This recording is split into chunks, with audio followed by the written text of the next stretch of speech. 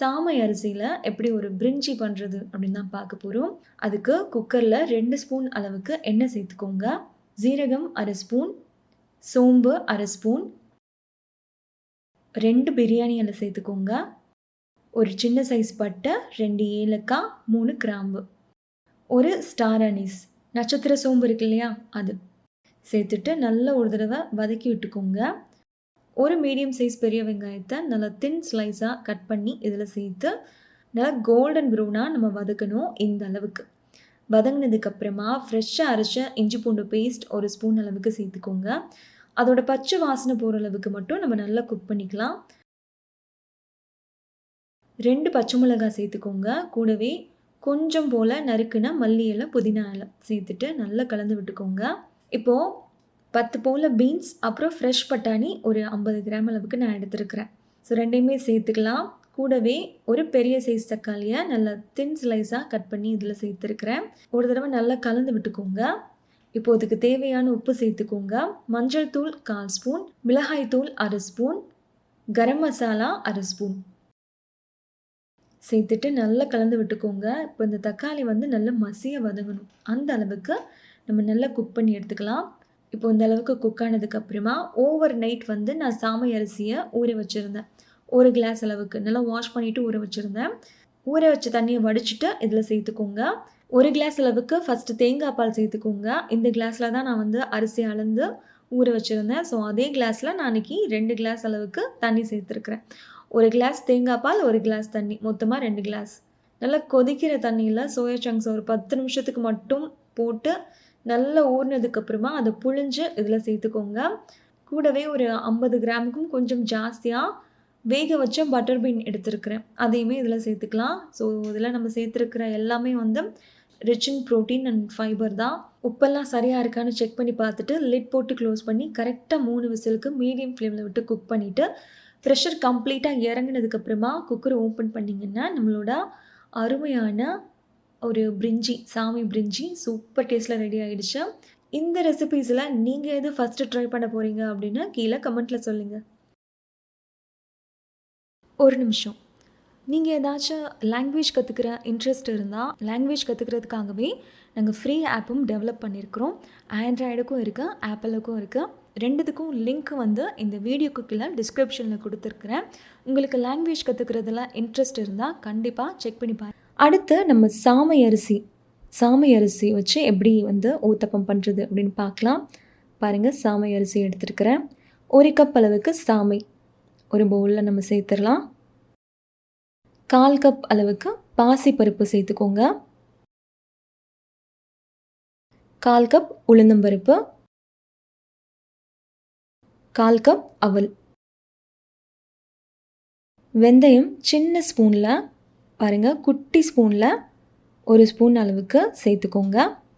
சேர்த்துட்டு தண்ணி சேர்த்து நல்லா வாஷ் பண்ணிக்கோங்க. 4-5 டைம் நல்லா வாஷ் பண்ணிக்கோங்க. ஏன்னா நிறைய டஸ்ட் இருக்க சான்ஸ் இருக்குது. தண்ணி கலங்கலாக இருக்குது பார்த்தீங்களா, இந்த தண்ணி கிளியர் ஆகணும். அந்தளவுக்கு நம்ம நல்லா வாஷ் பண்ணிக்கணும். பாருங்கள், வாஷ் பண்ணியாச்சு. இப்போ தண்ணி சேர்த்து ஒரு 7-8 மணி நேரத்துக்கு நல்லா ஊற விட்டுறலாம். பாருங்கள், நல்லா ஊறி வந்திருக்கு. இந்த தண்ணியை கீழே கொட்டிட்டு இது ஒரு மிக்ஸி ஜாருக்கு நம்ம ட்ரான்ஸ்ஃபர் பண்ணிக்கலாம்.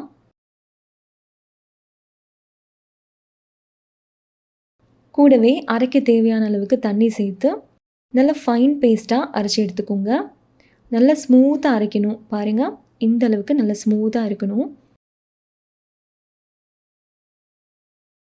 இப்போ இதுக்கு தேவையான அளவுக்கு உப்பு சேர்த்து உங்கள் கை வச்சு நல்லா மிக்ஸ் பண்ணி விடுங்க. இந்த மாவு எனக்கு 4 மணி நேரத்துலேயே இந்த மாவு புளிச்சிருச்சு. நான் அதிகமாக புளிக்க வைக்க மாட்டேன். ஏன்னா அந்த புளிச்ச ஸ்மெல் எனக்கும் எங்கள் வீட்டில் இருக்கிறவங்களுக்கும் பிடிக்காது. அது ஒரு மாதிரி நெஞ்சு எரியிற மாதிரியே இருக்கும். ஸோ ஓவராக நான் மாவு புளிக்க வைக்க மாட்டேன். எனக்கு 4லேருந்து 5 மணி நேரத்துக்குள்ளேயே புளிச்சு வந்துடும். அதுக்கப்புறம் நான் ரெடி பண்ண ஸ்டார்ட் பண்ணிடுவேன். பாருங்கள், மாவு இந்த மாதிரி புளிச்சு வந்ததுக்கப்புறமா நம்ம தோசை ரெடி பண்ணிடலாம். இப்போ பேன் சூடாக இருக்குது. நம்ம ஊத்தப்பம் பண்ணி எடுத்துடலாம். எண்ணெய் தேவைப்பட்டால் லைட்டாக ஸ்ப்ரே பண்ணிக்கோங்க. லோ ஃப்ளேம்லேயும் மீடியம் ஃப்ளேம்லேயும் வச்சு பொறுமையாக குக் பண்ணி எடுங்க. பாருங்கள், 2 பக்கமும் நல்லா இந்த மாதிரி குக் ஆனதுக்கப்புறமா நம்ம எடுத்துடலாம். நம்மளோட சூப்பர் சாஃப்டான சாமை அரிசியில் பண்ண ஊத்தப்பம் ரொம்ப அருமையாக ரெடி ஆயிடுச்சு. இது கூடவே வந்து நான் தக்காளி சட்னி தான் பண்ணியிருந்தேன். பாருங்கள் எவ்வளோ சாஃப்டாக இருக்குன்னு. ஒரு நிமிஷம். நிறைய பேர் வந்து என்னோடய ஹைட்டுக்கு எவ்வளோ வெயிட் இருக்கணும் அப்படின்னு கேட்குறீங்க. அதுக்காகவே நாங்கள் ஒரு ஆப் டெவலப் பண்ணியிருக்கிறோம். ஆப்போட பேர் வந்து மெஷர் வெல். இந்த வீடியோக்கு கீழே டிஸ்கிரிப்ஷனில் அந்த ஆப்போட லிங்க் இருக்குது. ஃபஸ்ட்டு கமெண்டில் உங்களுக்கு பின்னும் பண்ணுறோம், செக் பண்ணி பார்த்துக்கோங்க. சாமை மில்லட்டில் ராஜ்மா புலாவ் எப்படி பண்ணுறதுன்னு பார்க்கலாமா?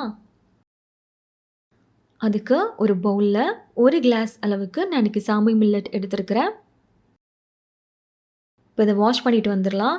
பாருங்கள், வாஷ் பண்ணிவிட்டு தண்ணி சேர்த்து எடுத்துகிட்டு வந்திருக்கிறேன். இது ஒரு 30 நிமிஷத்துக்கு மட்டும் ஊறட்டும். இப்போ ஒரு குக்கரில் ஓவர் நைட் ஊற வச்ச ராஜ்மா சேர்த்து நல்லா வாஷ் பண்ணிவிட்டு தண்ணி சேர்த்து எடுத்துகிட்டு வந்திருக்கிறேன். நான் இன்றைக்கி ஒயிட் ராஜ்மா யூஸ் பண்ணியிருக்கிறேன். இதுக்கு தேவையான அளவுக்கு உப்பு சேர்த்துட்டு லிட் போட்டு க்ளோஸ் பண்ணி கரெக்டாக 2 விசிலுக்கு மட்டும் ப்ரெஷர் குக் பண்ணிவிட்டு ப்ரெஷர் கம்ப்ளீட்டாக இறங்கினதுக்கப்புறமா குக்கரை ஓப்பன் பண்ணிங்கன்னா நம்மளோட ராஜ்மா வந்து சூப்பராக வெந்துடும். பாருங்கள், 2 விசில் தான், நல்லா வெந்திருக்கு பாருங்கள். இப்போ இந்த ராஜ்மாவை ஒரு பவுலில் தனியாக எடுத்து வச்சுருங்க. இந்த தண்ணியையும் தனியாக எடுத்து வச்சுருங்க. இப்போ ஒரு மிக்ஸி ஜாரில் சின்ன துண்டு அளவுக்கு இஞ்சி,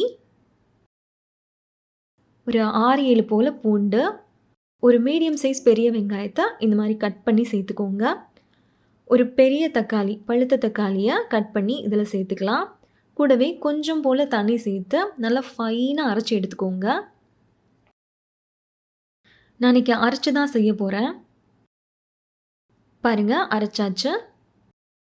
இப்போ இது ஓரமாக இருக்கட்டும்.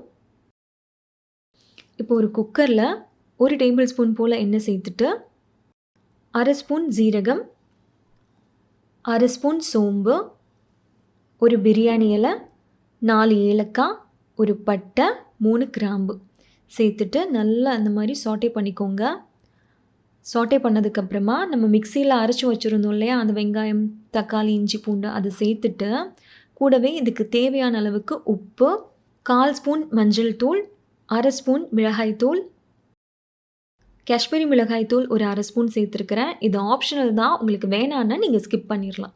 1/2 ஸ்பூன் கரம் மசாலா சேர்த்துட்டு நல்லா மிக்ஸ் பண்ணி விட்டுக்கோங்க. மிக்ஸ் பண்ணிவிட்டு இதோட பச்சை வாசனை கம்ப்ளீட்டாக போகணும். இது கெட்டியாகணும். நம்ம ஊற்றின எண்ணெய் வந்து தனியாக பிரிஞ்சு வரும். அந்த அளவுக்கு நம்ம நல்லா குக் பண்ணணும். பாருங்கள், ஒரு தடவை நல்லா மிக்ஸ் பண்ணி விட்டுக்கோங்க. இப்போ நம்ம வேக வச்ச அந்த ராஜ்மா இருக்கு இல்லையா, அதை இதில் சேர்த்துடலாம். அந்த மசாலா கூட நல்லா அந்த ராஜ்மாவை கலந்து விட்டுக்கோங்க. கலந்ததுக்கப்புறமா கொஞ்சம் போல் மல்லி இலை, கொஞ்சம் போல் புதினா இலை சேர்த்துட்டு இதையுமே ஒரு தடவை நல்லா மிக்ஸ் பண்ணி விட்டுக்கோங்க.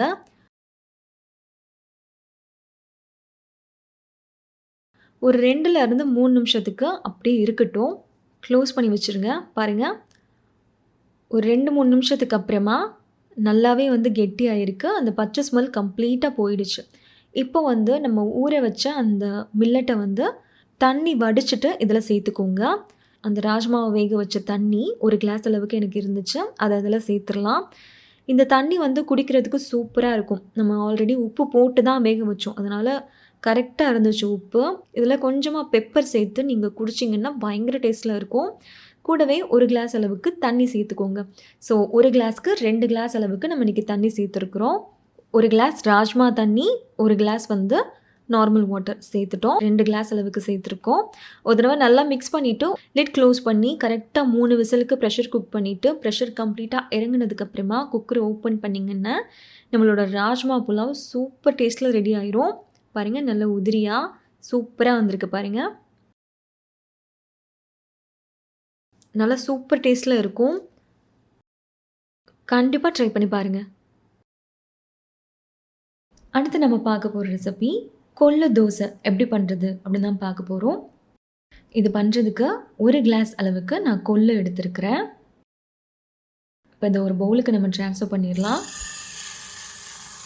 அதே கிளாஸில் 1 கிளாஸ் அளவுக்கு சாமை அரிசி எடுத்துருக்கிறேன்.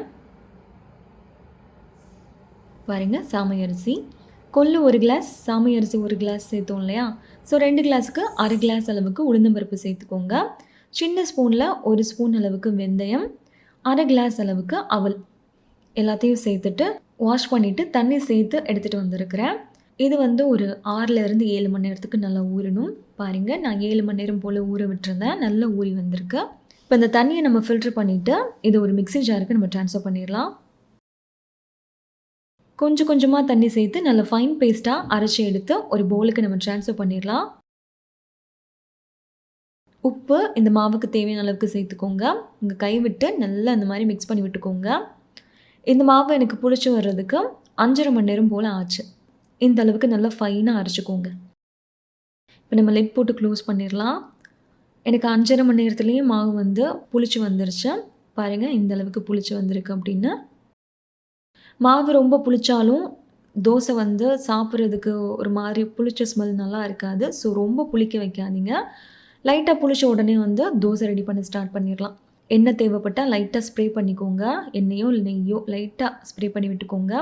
நல்லா 2 பக்கமும் திருப்பி போட்டு குக் பண்ணிங்கன்னா நம்மளோட சூப்பரான வெயிட் லாஸ்க்கு ரொம்பவும் ஹெல்ப் பண்ணக்கூடிய கொள்ளு தோசை சூப்பராக ரெடி ஆகிடுச்சு. வாரத்துக்கு 1 நாள் இல்லைன்னா 2 நாள் வந்து இந்த மாதிரி கொள்ளு தோசையாவோ, கொள்ளு சாதமாவோ, கொள்ளு சூப்பாவோ ஏதாச்சும் ஒன்று வந்து வாரத்துக்கு 2 நாள் கண்டிப்பாக எடுத்துக்கோங்க. வெயிட் லாஸ்க்கு ரொம்பவும் ஹெல்ப் பண்ணும். சாமை மில்லட்டில் மஷ்ரூம் புலாவ் எப்படி பண்ணுறதுன்னு பார்க்கலாமா? அதுக்கு 1 கிளாஸ் அளவுக்கு நான் இன்றைக்கி சாமை அரிசி எடுத்துருக்கிறேன். அதை ஒரு பவுலுக்கு நம்ம ட்ரான்ஸ்ஃபர் பண்ணிடலாம். நல்லா வாஷ் பண்ணிவிட்டு வந்துடுங்க. 4-5 டைம் நல்லா வாஷ் பண்ணிவிட்டு தண்ணி சேர்த்து எடுத்துகிட்டு வந்திருக்கிறேன். இது ஒரு 20 நிமிஷத்துக்கு மட்டும் ஊறட்டும். அதுக்குள்ளே நம்ம மஷ்ரூம் கட் பண்ணிடலாம். நான் இன்றைக்கி ஒரு 200 கிராம் அளவுக்கு மஷ்ரூமை இந்த மாதிரி கொஞ்சம் பெருசாக கட் பண்ணி எடுத்துருக்கிறேன். ரொம்ப குட்டி குட்டியாக கட் பண்ணாலும் நல்லா இருக்காது. ஸோ கொஞ்சம் மீடியமாக கட் பண்ணி எடுத்துக்கோங்க. ஒரு மீடியம் சைஸ் வெங்காயத்தில் பாதி வெங்காயம் மட்டும் நான் இந்த மாதிரி ஸ்லைஸ் பண்ணி எடுத்துருக்கிறேன். உங்களுக்கு வெங்காயம் ஜாஸ்தியாக பிடிக்கும் அப்படின்னா ஜாஸ்தி சேர்த்துக்கோங்க. ஒரு மீடியம் சைஸ் தக்காளியை இந்த மாதிரி நல்லா ஃபைனாக தின் ஸ்லைஸாக கட் பண்ணிக்கோங்க. இப்போ ஒரு ஃப்ரையிங் பேனில் கொஞ்சம் போல் எண்ணெய் சேர்த்துக்கோங்க. இந்த கேஸ்டைன் ஃப்ரையிங் பேனோட லிங்க்கும் இந்த வீடியோக்கு கீழே டிஸ்கிரிப்ஷனில் கொடுத்துருக்குறேன். தேவைப்பட்டால் செக் பண்ணி பார்த்துக்கோங்க. இப்போ வந்து நம்ம இதில் எக்ஸ்ட்ரா ப்ரோட்டீன் சேர்க்குறதுக்காக நான் ஒரு 150 கிராம் அளவுக்கு பன்னீரை இந்த மாதிரி குட்டி குட்டியாக கட் பண்ணி அந்த எண்ணெயில் போட்டு லோ டு மீடியம் ஃப்ளேமில் வச்சு நல்லா 2 பக்கமும் ஓரளவுக்கு லைட்டாக ஃப்ரை பண்ணி எடுத்துக்கலாம். ரொம்ப ஃப்ரை பண்ண வேணாம், லைட்டாக வந்து ஃப்ரை பண்ணி எடுத்துக்கோங்க. கொஞ்சம் லைட்டாக ஃப்ரை ஆனதுக்கப்புறமா இது ஒரு பவுலுக்கு ட்ரான்ஸ்ஃபர் பண்ணிடலாம். இது ஓரமாக இருக்கட்டும். இப்போ ஒரு குக்கரில் 1 ஸ்பூன் அளவுக்கு எண்ணெய் சேர்த்துக்கோங்க. 1/2 ஸ்பூன் ஜீரகம், சோம்பு 1/2 ஸ்பூனுக்கும் கொஞ்சம் ஜாஸ்தியாக சேர்த்துக்கோங்க. ஜீரகத்தை விட சோம்பு கொஞ்சம் அதிகமாக இருக்கணும். ஒரு சின்ன சைஸ் பட்டை, 2 ஏலக்காய், 3 கிராம்பு, ஒரு பிரியாணி இலை சேர்த்துட்டு நல்லா ஒரு தடவை சாட்டே பண்ணி விட்டுக்கோங்க. இப்போ நம்ம ஸ்லைஸ் பண்ணி வச்ச அந்த வெங்காயம் இருக்கு இல்லையா, அதை சேர்த்துட்டு வெங்காயத்தோட பச்சை வாசனை போகணும். வெங்காயம் நல்லா கோல்டன் ப்ரௌனாக வதங்கணும். அந்த அளவுக்கு நம்ம நல்லா குக் பண்ணி எடுத்துக்கலாம். பாருங்கள், இந்த அளவுக்கு நல்லா ஃப்ரை ஆனதுக்கப்புறமா நம்ம கட் பண்ணி வச்சுருக்கிற அந்த தக்காளியை சேர்த்துட்டு ஒரு தடவை லைட்டாக மிக்ஸ் பண்ணிவிட்டு கூடவே ஒரு பச்சை மிளகாயை நீளமாக ஸ்லைஸ் பண்ணியிருக்கிறேன்.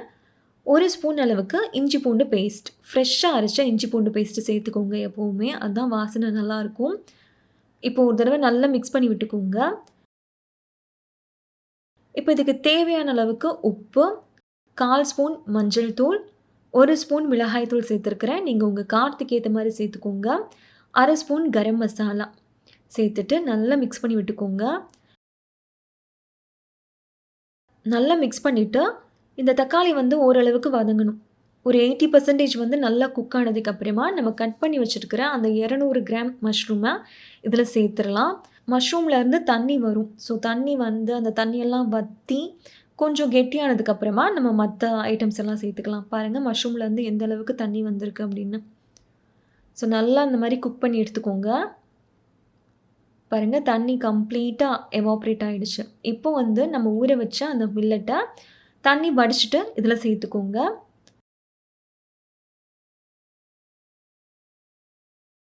கூடவே வந்து கொஞ்சம் போல் புதினா இலை, கொஞ்சம் போல் நறுக்கி வச்ச மல்லி இலை, நம்ம ஃப்ரை பண்ணி வச்ச பன்னீர்.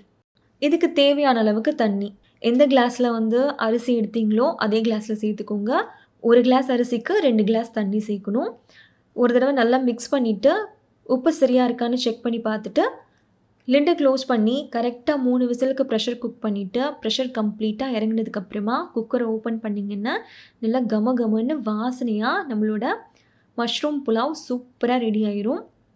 நீங்கள் வந்து பாஸ்மதியில் பண்ணுற புலாவ் விட, சீரக சம்பா அரிசியில் பண்ணுற புலாவ் விட, இந்த மாதிரி மில்லட்டில் பண்ணும்போது இன்னுமே பயங்கர டேஸ்ட்டில் இருக்கும். நீங்கள் ட்ரை பண்ணதில்லை அப்படின்னா ஒரு தடவை ட்ரை பண்ணி பாருங்கள். உங்கள் வீட்டில் இருக்கிறவங்களுக்கும் ரொம்ப பிடிக்கும். ரொம்ப ரொம்ப ஹெல்த்தியும் கூட. நம்மளோட அருமையான மஷ்ரூம் புலாவ் சூப்பராக தயாராகிடுச்சு. நீங்களும் கண்டிப்பாக ட்ரை பண்ணி பாருங்கள். சாமை வெஜிடபிள் கிச்சடி எப்படி பண்ணுறதுன்னு பார்க்கலாமா? ரொம்ப ரொம்ப ஈஸி, ரொம்பவும் டேஸ்டியாக இருக்கும். கண்டிப்பாக ட்ரை பண்ணி பாருங்கள். எப்படி பண்ணுறதுன்னு பார்க்கலாம். அதுக்கு ஒரு கிளாஸில் 3/4 கிளாஸ் அளவுக்கு சாமை அரிசி எடுத்துருக்கிறேன். இப்போது இதே கிளாஸில் நம்ம பருப்பும் சேர்த்துடலாம். பாசி பருப்பும் நான் சேர்த்துருக்கிறேன். ஸோ டோட்டலாக 1 கிளாஸ் அரிசியும் பருப்பும் சேர்த்து 1 கிளாஸ் அளவுக்கு நான் இன்றைக்கி எடுத்துருக்கிறேன். நல்லா வாஷ் பண்ணிவிட்டு தண்ணி சேர்த்து எடுத்துகிட்டு வந்துடுங்க. ஒரு 15 நிமிஷத்துக்கு மட்டும் இது ஊறட்டும். இப்போ ஒரு குக்கரில் 1 ஸ்பூன் சின்ன ஸ்பூனில் நெய் சேர்த்துருக்கிறேன். 1/2 ஸ்பூன் ஜீரகம், 2 3 பூண்டு பல்லை நல்லா ஃபைனாக சாப் பண்ணி இதில் சேர்த்துக்கோங்க. நல்லா சாட்டே பண்ணி விட்டுக்கோங்க. அந்த பூண்டு வந்து இந்த அளவுக்கு நல்லா வறுபடணும். வறுபட்டதுக்கப்புறமா நம்ம இதில் வெஜிடபிள்ஸ் சேர்த்துடலாம். நான் இன்றைக்கி வந்து கேரட், பீன்ஸ், ஒரு சின்ன சைஸ் உருளைக்கிழங்கு, அப்புறம் ஒரு 50 கிராம் போல் ஓவர் நைட் ஊற வச்ச பட்டாணி சேர்த்துருக்கிறேன். கூடவே காரத்துக்காக ஒரு பச்சை மிளகாய், கொஞ்சம் போல் கருவேப்பிலை சேர்த்துருக்கிறேன். இதை வந்து ஒரு 2-3 நிமிஷத்துக்கு அப்படியே வந்து சாட்டே பண்ணி விட்டுக்கோங்க. பாருங்கள், இந்த அளவுக்கு வெஜிடபிள்ஸ் வேகணும். உங்களுக்கு பார்த்தாலே தெரியும். பாருங்கள், இந்த அளவுக்கு வெந்ததுக்கப்புறமா நம்ம ஊற வச்சுருக்கிற அந்த அரிசியும் பருப்பையும் தண்ணி வடிச்சிட்டு இதில் சேர்த்துக்கோங்க. கூடவே கொஞ்சம் போல் பெருங்காயம், இதுக்கு தேவையான அளவுக்கு உப்பு, 1/4 ஸ்பூன் மஞ்சள் தூள், 1 ஸ்பூன் மிளகாய் தூள் சேர்த்துருக்கிறேன். உங்கள் காரத்துக்கு ஏற்ற மாதிரி சேர்த்துக்கோங்க. இது கொஞ்சம் மைல்டாக தான் இருக்கும். சேர்த்துட்டு நல்லா இந்த மாதிரி கலந்து விட்டுக்கோங்க. ஒரு தடவை கலந்துட்டு நம்ம தண்ணி சேர்த்துக்கலாம். எந்த கிளாஸில் நீங்கள் வந்து அளந்தீங்களோ அதே கிளாஸில் தான் தண்ணி சேர்த்துக்கணும். நான் இன்றைக்கி வந்து ஒரு 3 கிளாஸ் அளவுக்கு தண்ணி சேர்த்துருந்தேன். உங்களுக்கு இன்னும் குறைவாக வேணும் அப்படின்னா நீங்கள் 4லேருந்து 5 கிளாஸ் அளவுக்கு கூட தண்ணி சேர்த்துக்கலாம். ஒரு கையளவுக்கு மல்லி இலையை நல்லா ஃபைனாக சாப் பண்ணி இதில் சேர்த்துட்டு லிட் போட்டு க்ளோஸ் பண்ணி ஒரு 4 விசிலுக்கு ப்ரெஷர் குக் பண்ணிவிட்டு ப்ரெஷர் கம்ப்ளீட்டாக இறங்கினதுக்கப்புறமா லிட்டை ஓப்பன் பண்ணிங்கன்னா நம்மளோட அருமையான சாமை அரிசியில் பண்ண சூப்பரான வெஜிடபிள் கிச்சடி ரெடி ஆயிரும். பயங்கர டேஸ்ட்டில் இருக்கும். கண்டிப்பாக ட்ரை பண்ணி பாருங்கள். இந்த ரெசிபிஸ் எல்லாம் உங்களுக்கு பிடிச்சிருந்தா லைக் பண்ணுங்கள், ஷேர் பண்ணுங்கள். கோகிலா அகர்ஜுன் சேனலுக்கு சப்ஸ்கிரைப் பண்ணுங்கள். நன்றி, வணக்கம்.